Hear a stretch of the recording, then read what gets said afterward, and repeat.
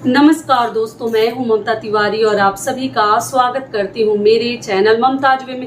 कैसे हैं आप सब, तो ये बताने के लिए कमेंट बॉक्स में श्री हरि विष्णु जरूर लिखें। तो चलिए दोस्तों, आज हम इस वीडियो में पुरुषोत्तमी एकादशी, कमला एकादशी, पद्मिनी एकादशी जो शुक्ल पक्ष की एकादशी है श्रावण महीने की, तो उस एकादशी से जुड़ी बहुत सारी महत्वपूर्ण बातें आज हम इस वीडियो में जानेंगे। तो ये एकादशी कब पड़ी है, एकादशी के दिन हमें किन किन बातों का ध्यान रखनी चाहिए, पारण का शुभ मुहूर्त क्या है, एकादशी तिथि कब से प्रारंभ हो रही है, इसी प्रकार के कई ऐसी महत्वपूर्ण बातें आज हम इस वीडियो में जानेंगे। तो आप लोग बने रहिए मेरे साथ मेरे चैनल पर। अगर आपको मेरा वीडियो पसंद आता है तो प्लीज आप मेरे चैनल को सब्सक्राइब कर दीजिएगा, बेल आइकन को प्रेस कर दीजिएगा, जिससे कि मेरे वीडियो के नए नोटिफिकेशन आप लोगों के पास सबसे पहले पहुंचे। तो चलिए शुरू करते हैं और सभी महत्वपूर्ण बातें जान लेते हैं। तो सबसे पहले आपको बता दूं कि एक महीने में दो एकादशी पड़ती है, एक शुक्ल पक्ष की और एक कृष्ण पक्ष की।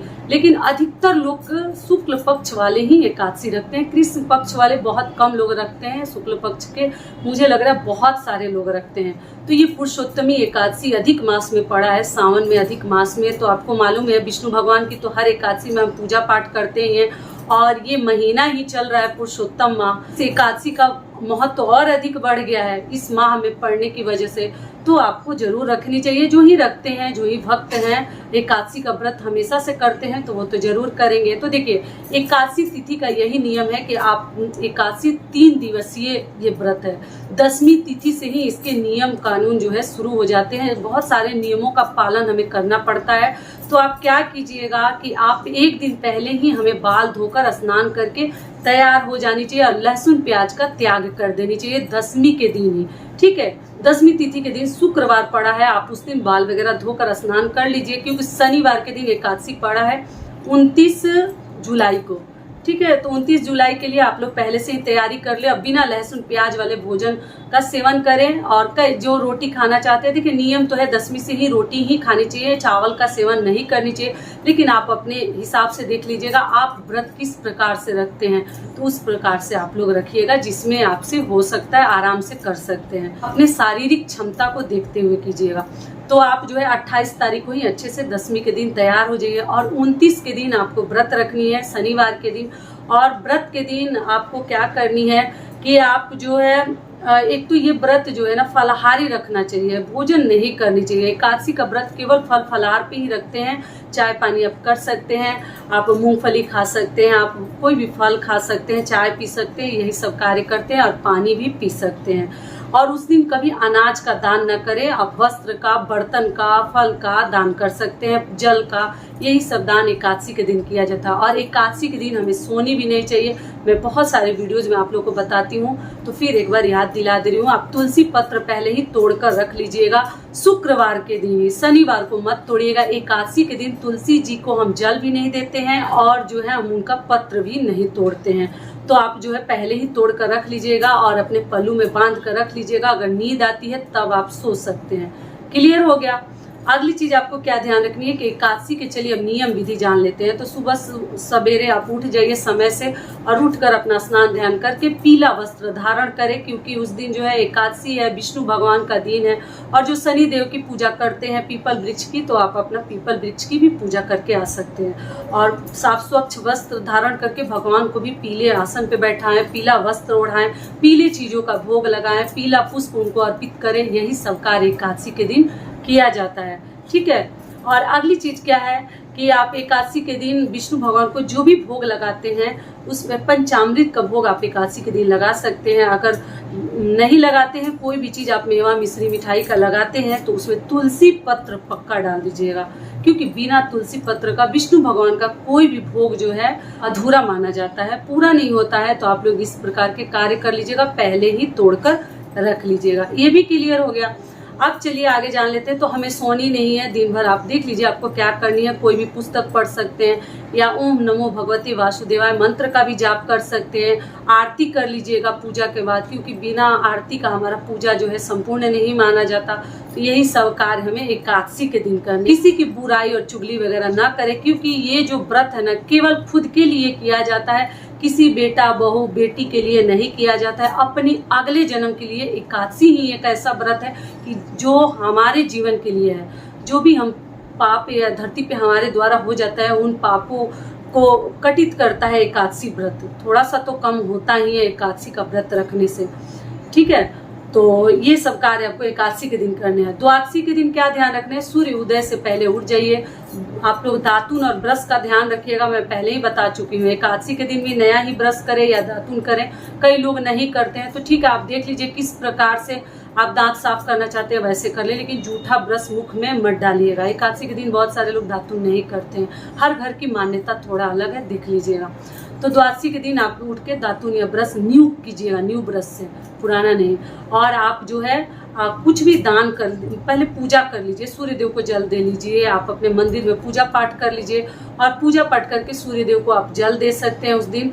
और जल देने के बाद आप कुछ भी अपने हाथ से दान कर दीजिएगा। पहले ही दान की सामग्री निकाल कर रख लीजिए। अगर कोई देने वाला है तब कोई दिक्कत नहीं, अगर नहीं देने वाला है तो पहले ही निकाल लीजिए, नहीं तो व्रत के बाद कोई भी चीज आप स्पर्श करेंगे तो वो जो है दान माना जाएगा। ये भी हो गया। अगली चीज आपको क्या ध्यान रखनी है कि उसके बाद घी का बना हुआ भोजन आपको करनी चाहिए और पारण जो है शुभ मुहूर्त में करनी चाहिए। तो भोजन बन गया तो अच्छा है, कर लीजिए। अगर नहीं बना है तो आप जो है तुलसी पत्र और गंगा जल मुख में डाल लीजिएगा, आपका पारण का नियम हो जाएगा। ऐसे मैं पारण का समय बता देती हूँ आपको आगे। तो ये हो गया। और दान जरूर कीजिएगा, अनाज का दान कीजिएगा लेकिन चावल का मत कीजिएगा। आटा का आप कर सकते हैं, आलू, दाल, हल्दी, ये सभी चीजें आप द्वादशी के दिन कर सकते हैं। और द्वादशी के दिन एक समय ही भोजन करते हैं, दिन भर नहीं खाते हैं। दिन भर भूख लगती है तो फल फलाहार खाते हैं। रात्रि से आप नॉर्मल भोजन कर सकते हैं जो रुचि हो। ये भी हो गया। और पहले अपने भोजन में से कुछ अग्रासन निकाल दीजिए। अगर शुद्धता को ध्यान में रखते हुए बनाई है तो भगवान को कुछ भोग लगा दीजिए भोजन को, और उसके बाद से कुछ गौ माता के लिए निकाल कर रख दीजिए, या अपने घर के बच्चों को भी पहले अग्रासन दे सकते हैं, उसके बाद आप लोग ग्रहण कीजिएगा। और घी में बना हुआ भोजन खाते हैं, बैगन मूली का त्याग कीजिएगा 10वीं तिथि से ही, और मसूर की दाल का। और घी में बना भोजन हम करते हैं और कुछ नहीं करते हैं, यही सब कार्य करते हैं। और एकादशी के दिन क्या क्या फलाहार करें तो उसके लिए मैं वीडियो डाल चुकी हूँ। आप लोग सावन के मेरे प्लेलिस्ट में देखिएगा, तो आपको एकदम प्रैक्टिकली करके दिखाई हूँ कि कौन कौन सी चीज़ें आप जो है फलाहार के रूप में ग्रहण कर सकते हैं। सारी बातें एकादशी से जुड़ी आप लोग को पता चल गई। अब चलिए आगे जान लेते हैं कि एकादशी तिथि कब प्रारंभ हो रही है और कब समाप्त हो रही है और पारण का शुभ मुहूर्त क्या है। तो आपको बता दूं एकादशी के दिन हमें और कौन से कार्य करने हैं वो भी मैं आपके साथ हर चीज़ शेयर करूंगी। ध्यान से वीडियो को सुन लीजिएगा और अगर पसंद आता है तो वीडियो को लाइक कर दीजिएगा और चैनल को पक्का सब्सक्राइब कर दीजिएगा। आपके एक लाइक से हमें बहुत अधिक प्रेरणा मिलती है, ठीक है, तो इस बात का ध्यान रखिएगा। तो आपको बता दूं कि एकादशी, पद्मिनी एकादशी, पुरुषोत्तमी एकादशी, कमला एकादशी, कई ऐसे नाम से इस एकादशी को हम जानते हैं। तो इसका व्रत हम 29 जुलाई को रखेंगे। दिन क्या है, शनिवार। शनिवार के दिन ये व्रत रखा जाएगा और शनिवार का दिन आपको मालूम है कि शनि देव की पूजा के लिए सर्वश्रेष्ठ दिन माना जाता है। अभी तो अधिक मास का महीना चल रहा है, तो आप पीपल वृक्ष की भी पूजा कर सकते हैं, जल से दूध से सींच सकते हैं और शाम को सरसों तेल का एक दिया जरूर जलाइए एकादशी के दिन, ठीक है। और एकादशी तिथि प्रारंभ कब हो रही है, शुक्रवार के दिन। तो शुक्रवार के दिन दोपहर में एकादशी तिथि प्रारंभ हो रही है 2:52 पर और एकादशी तिथि समाप्त हो रही है शनिवार के दिन 29 जुलाई को दोपहर में 1:05 तक रहेगी, उसके बाद समाप्त हो जाएगी। उसके बाद द्वादशी हमारा प्रारंभ हो जाएगा, ठीक है। और अगले दिन 10:30 तक द्वादशी भी है। तो उसी समय द्वादशी युक्त एकादशी हमें हमेशा करनी चाहिए, बहुत अधिक सर्वश्रेष्ठ माना जाता है। जब हमें द्वादशी युक्त एकादशी प्राप्त होता है तभी हमें उस दिन ही व्रत रखनी चाहिए, तो जो कि हमें 29 जुलाई को प्राप्त हो रही है। तो आप लोग 29 जुलाई को व्रत रखें। अब चलिए आगे जान लेते हैं पारण का शुभ मुहूर्त। तो पारण हम अगले दिन 30 जुलाई को करेंगे, ठीक है। और एकादशी का पारण हमें कभी भी शुभ मुहूर्त में ही करनी चाहिए। तो आप जो है सुबह 6:01 से लेके 9:45 तक के बीच में आप लोग पारण कर सकते हैं। इस दौरान आप लोग ध्यान रखें कि पारण आपका हो जाना चाहिए।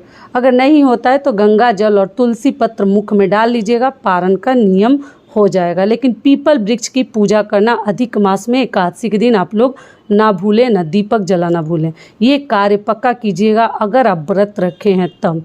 सारी बातें क्लियर हो गई। अगर व्रत नहीं भी रखे हैं तो ये भी कार्य करके आप कहीं ना कहीं पुण्य पा सकते हैं। ये वीडियो मेरा यहीं तक का था। आशा करती हूँ, उम्मीद करती हूँ कि इस वीडियो से आप लोगों को बहुत अधिक लाभ मिलेगा। फिर मिलती हूँ एक नए वीडियो में, तब तक के लिए नमस्कार। स्वस्थ रहिए, सुरक्षित रहिए और जहाँ कहीं भी रहिए खूब खुश रहिए। वीडियो पसंद आता है तो चैनल को सब्सक्राइब कर दीजिएगा और वीडियो को लाइक कर दीजिएगा। धन्यवाद।